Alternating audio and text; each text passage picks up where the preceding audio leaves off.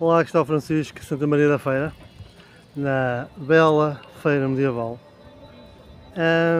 Época medieval, hoje nós relembramos isso como a época de reis e cavaleiros, mas como é que isso se processou, não é? Como é que surgiu essa época? Bem, o Império Romano dominou a Europa Ocidental durante séculos e acabou por cair no século V. O que é que aconteceu nessa altura? As tribos germânicas que haviam combatido os romanos durante séculos aproveitaram o vazio de poder e invadiram toda a Europa Ocidental. Os líderes destas tribos tornaram-se os futuros reis desses territórios, que combatiam uns com os outros e os dividiam entre eles. Foi assim que nasceram a maior parte das casas reais da Europa. Foram estas tribos e os seus senhores que basicamente demarcaram territórios. Depois disso, durante os próximos séculos, estes senhores, estes germânicos que passaram a dominar estes territórios europeus, ficaram a face com um paradoxo. Eles eram germânicos, eram nórdicos, serviam deuses que nada tinham a ver com o cristianismo, que no final do Império Romano já era a religião dominante desse território. O que é que aconteceu então? Como é que estes estrangeiros que impuseram o seu domínio através da força das armas sobre os europeus ocidentais, os celtas, como é que eles iam agora justificar o seu reinado? Porque os seres humanos são animais de hábitos e de simbologia. Nós queremos conseguir contar uma história com os nossos líderes, conseguir aplicar a simbologia que nós conhecemos a eles. Estes homens eram estrangeiros, homens e mulheres eram estrangeiros, eram alguém que não se enquadrava na cultura local.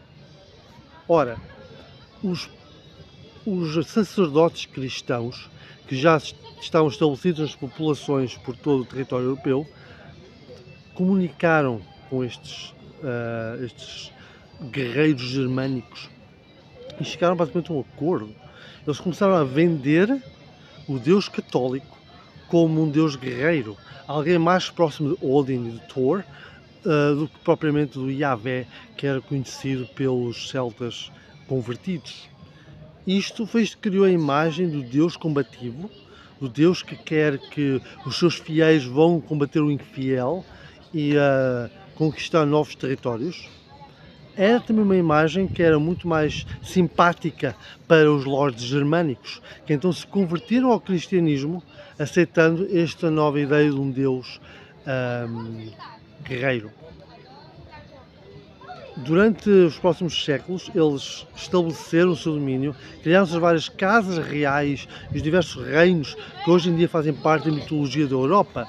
O reino dos francos, Leão, Castela, etc. surgiram com base no que surgiu nesta época. Ora, chegando ao século VIII, contudo, surge uma nova ameaça, não é? Os árabes criam a sua própria versão das religiões abrâmicas, criam o islamismo e, sob a bandeira desta nova religião, conquistam todo o norte de África e depois instalam-se, começam a conquistar o outro lado do Mediterrâneo, indo para a Itália e especialmente para a Península Ibérica. A Península Ibérica estava varrida por guerras entre lordes germânicos que estavam constantemente a combater e isso tornou-os fracos para a invasão que se seguiu. Essa invasão permitiu aos árabes conquistar quase toda a Península Ibérica, sobrando apenas um pequeno reduto em Navarra. Desse reduto então veio a Reconquista, quando cavaleiros, estes descendentes dos guerreiros germânicos que tinham essa ideia de guerra e de combatividade como fazendo parte da sua identidade cultural, foram para a Navarra e de lá combateram esta reconquista, indo buscar a Península Ibérica de volta aos mouros.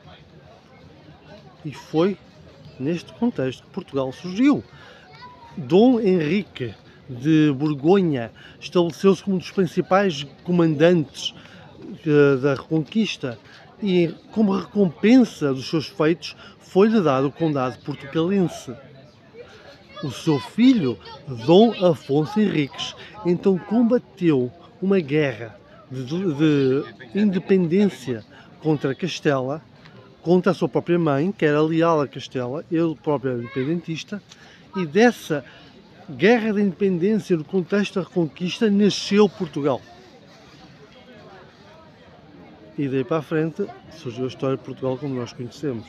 Tudo que advém desta cultura de guerreiros germânicos convertidos ao cristianismo, que então se transformaram nos reis e cavaleiros da era que se seguiria à era medieval.